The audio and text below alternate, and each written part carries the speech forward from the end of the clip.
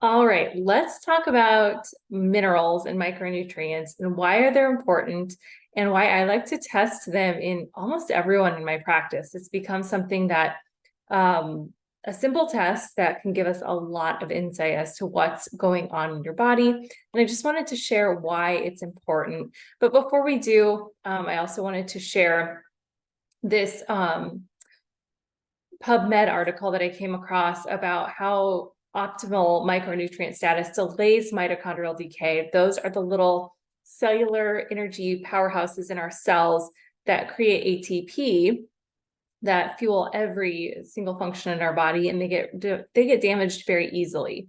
It helps with age-associated diseases, as we discussed in the video that I created about the drainage funnel. You'll see that that can be a stop point for detoxing properly. Minerals are, I'm finding that mineral deficiency is a lot more common than full out vitamin deficiencies. So it's been something that, as we are focusing on restoring the foundation of your health and maybe even asking your body to do a little bit more in terms of detoxification, clearing out pathogens, infections, candida, parasites.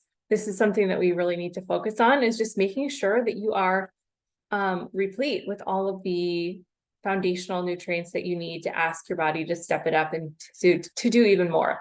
And I think it's pretty common to be depleted when someone's been chronically ill for a while, when you have a lot of stress and adrenal stress, when you have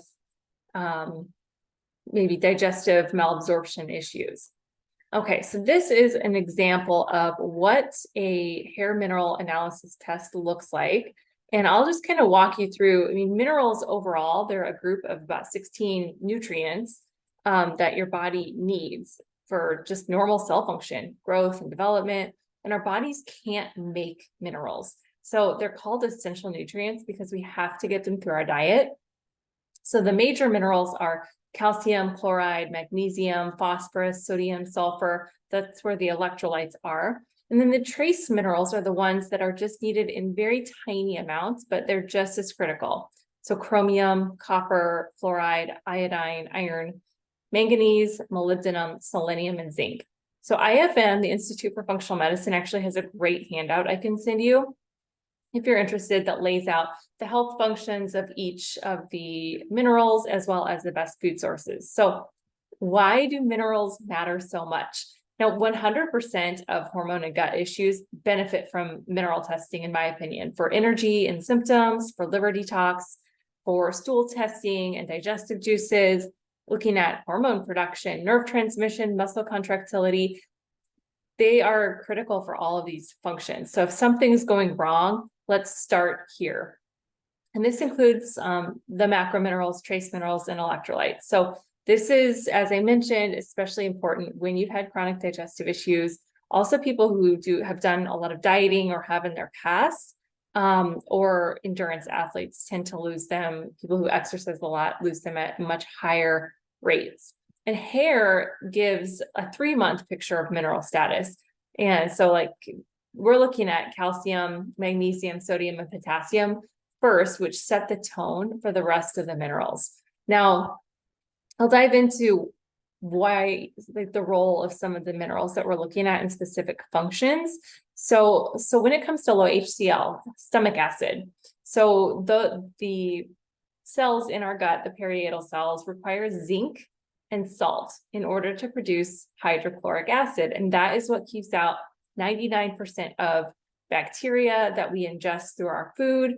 And it's also what helps us to break down, absorb, and assimilate the proteins we eat into individual amino acids. So oftentimes if someone has gut inflammation, or if they're taking PPIs, like reflux meds that are going to quell the stomach acid, we'll have issues with absorption of nutrients as well as not breaking down and utilizing proteins.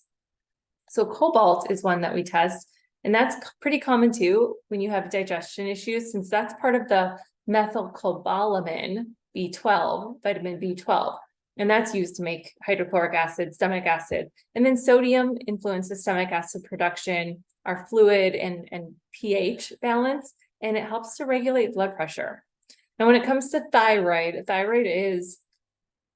issues are super common in women.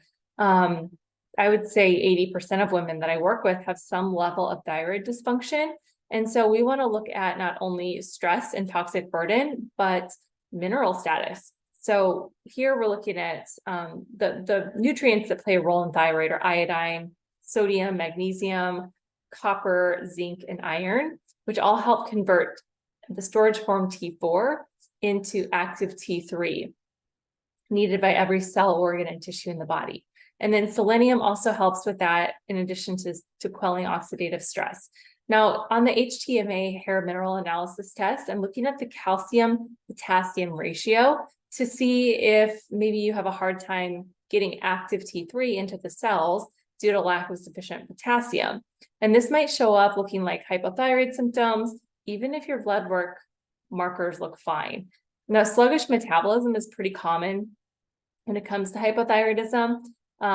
The symptoms like fatigue, constipation, weight loss resistance, brain fog, slow healing, cold hands and feet, losing your hair, losing the outer parts of your eyebrows, and then likely there's going to be bone and dental issues as well. When it comes to sex hormones, zinc is really important for our pituitary gland to release follicular stimulating hormone and luteinizing hormone.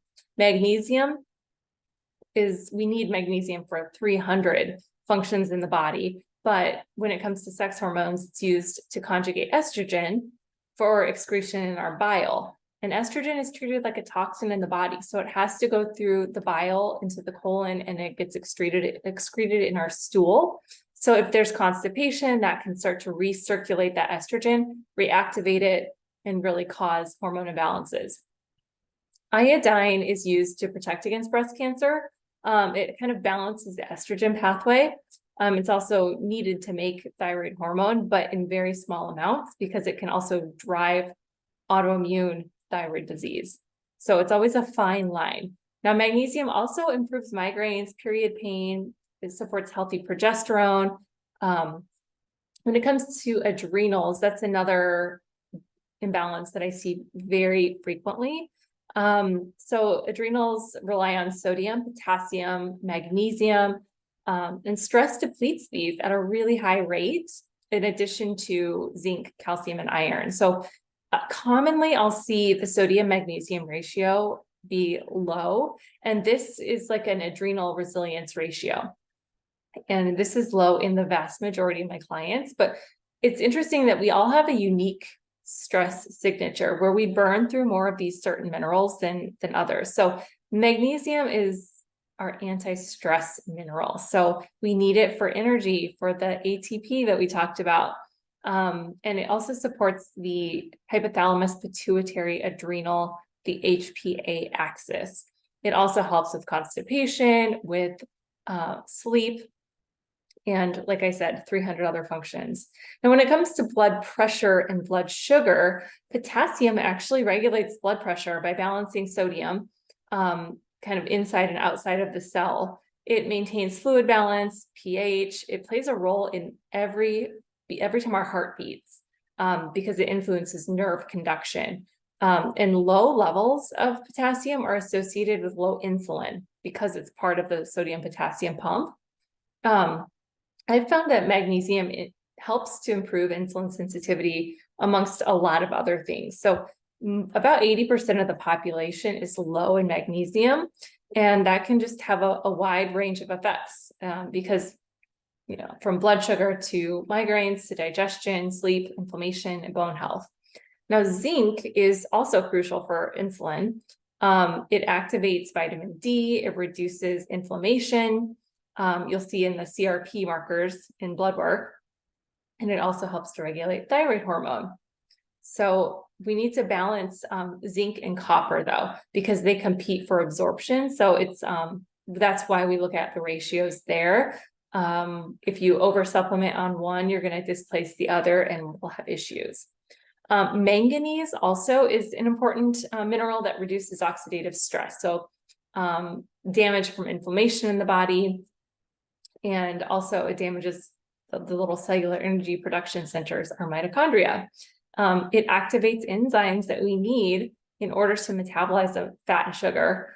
And so this is another one that you don't want to overdo. It's not a case of more is better, because over supplementing can actually lead to liver and neurological issues. So micronutrients should be in very small amounts and ideally from the diet. When it comes to healthy metabolism, we need iron for oxygen. We need magnesium and phosphorus for ATP. Chromium is really important for carbohydrate, fat, protein metabolism. And then we need copper for cytochrome C oxidase, which is part of the Krebs cycle, the energy production centers. And when it comes to healthy bones and teeth, vitamin K helps to direct calcium to our bones and teeth. So, and vitamin D also increases calcium retention. So that's why I like to put like a D3K2 combo together, in addition to magnesium support, because magnesium is needed to convert vitamin D into the active form that's used by our body. Now, when it comes to other nutrients, we can look at blood work is probably the best way to do it. But I think you'll see overall that simply looking at a quick hair analysis can give us a lot of insight as to what's going on with metabolic rate, what's going on with thyroid function, blood sugar, and adrenals, and even just, and we're also looking at heavy metals. So hopefully this kind of laid things out for you, and we will dive into more in the next video.